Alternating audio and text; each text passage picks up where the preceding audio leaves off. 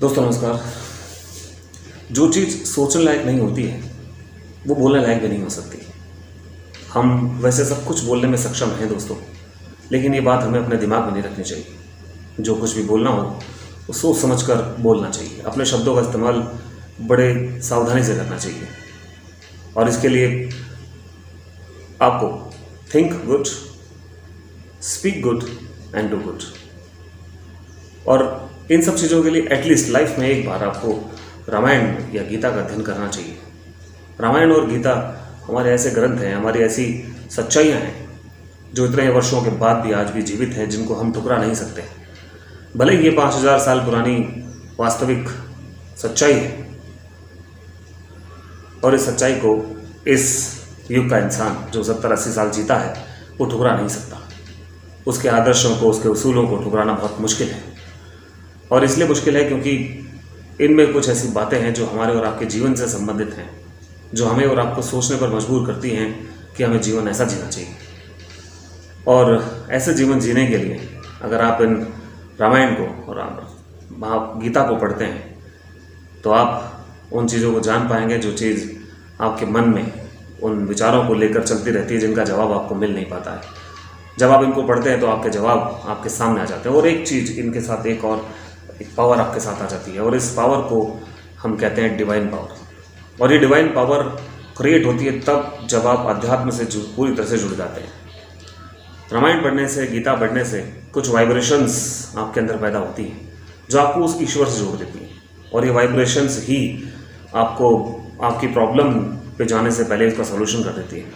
यानी कि फिर आपको आपकी प्रॉब्लम नहीं लगती है, आप निश्चित हो जाते हैं, मुक्त हो जाते हैं, क्योंकि ये वाइब्रेशंस आपके अंदर एक जीवंत पैदा कर देती हैं। ये वाइब्रेशंस आपके अंदर एक ऐसा संपूर्ण जीवन ला देती हैं जो आप चाहते हैं वैसा जीवन जीना। दोस्तों, जिस प्रकार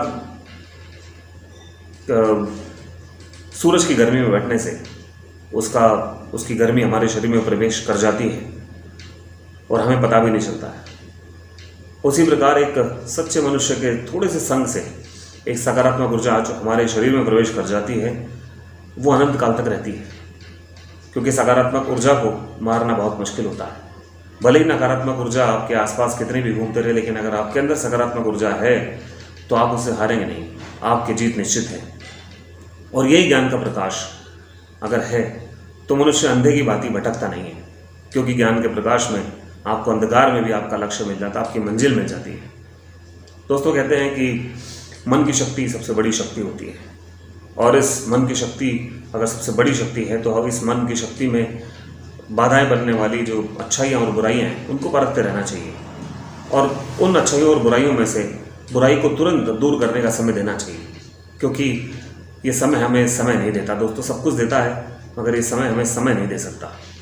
अपनी गलतियों को सही करने का मौका आपके पास एक ही बार होता है और जितनी भी भूल अगर हमसे होती है उसे तुरंत सुधार लिया जाए तो हम अपने मन पर विजय पा सकते हैं, हम अपनी अच्छाइयों पर विजय पा सकते हैं। और यही अच्छाइयाँ आपको एक अच्छा इंसान बनाती है और अच्छा इंसान मतलब अच्छा इंसान। दोस्तों, कहते हैं कि इंसान तो हर घर में पैदा होते हैं, लेकिन इंसानियत किसी किसी घर में पैदा होती है। आपको और मुझे तो अच्छी तरह याद है कि हम कभी ना कभी स्टूडेंट रहे हैं और उस स्टूडेंट लाइफ में हमने बहुत सारी चीज़ें सीखी हैं जो हमें आज तक काम आती हैं। तो मैं ये समझता हूँ कि इंसान की लाइफ में स्टूडेंट लाइफ एक ऐसी लाइफ होती है जो मोस्ट ऑफ द लोगों की लाइफ में आती है और वो उन्हें कुछ सिखा कर जाती है। और जो लोग दुर्भाग्यवश स्टूडेंट नहीं बन पाते हैं अपनी पारिवारिक परिवेश की वजह से, अपनी मजबूरियों की वजह से, वे भी उस स्थिति में जब वो उस बचपन में होते हैं तो किसी न किसी रूप में कहीं ना कुछ सीख रहे होते हैं।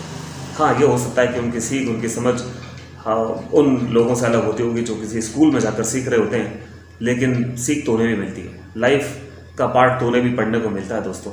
और ये लाइफ का पार्ट हमें सबसे बड़ी बात जो सिखाता वो ये है कि इस दुनिया में अच्छाई कभी मर नहीं सकती, अच्छाई हमेशा जीतती है।